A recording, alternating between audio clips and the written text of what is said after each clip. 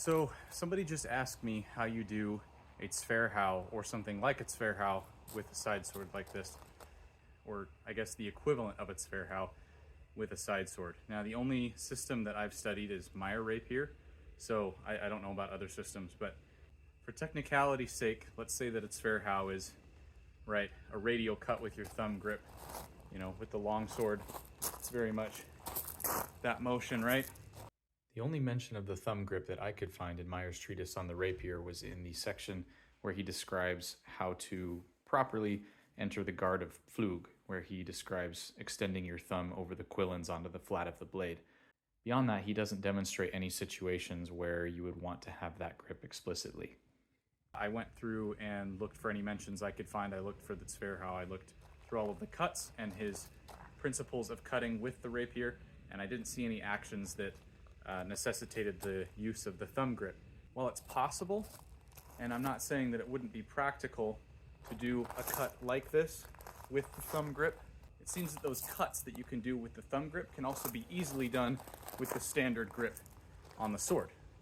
When Meyer talked about the hip cut or the round cut or any of the cuts he talked about, he generally mentioned using the sword in a conventional grip. Now, he doesn't explicitly define the grip that he uses with the sword, but we can extrapolate that from images that it was more standard grip, maybe close to a handshake or a hammer grip. And while that allows you to get some nice false edge cuts, right, that doesn't necessarily mean that those cuts are using a thumb grip or engaging the radial bone like it's Zwerhaus.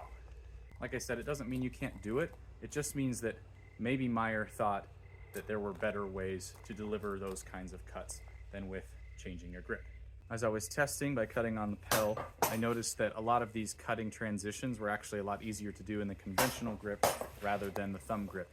Switching grips in the middle of a transition between a thrust and a cut, or a cut and a cut, felt very awkward. Maybe I just don't have the right type of sword. This is an Italian sword after all. But it seems that most of the cutting that Meyer described in his treatise on the rapier was intended for a more conventional sword grip and not the thumb grip.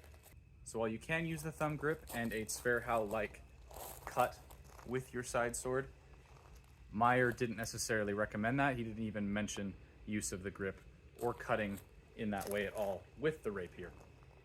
Maybe it's just me, but I find those kinds of cuts just easier with the conventional grip as opposed to the thumb grip. Could be personal preference. If I'm mistaken, feel free to leave a comment, and we'll see you guys next time.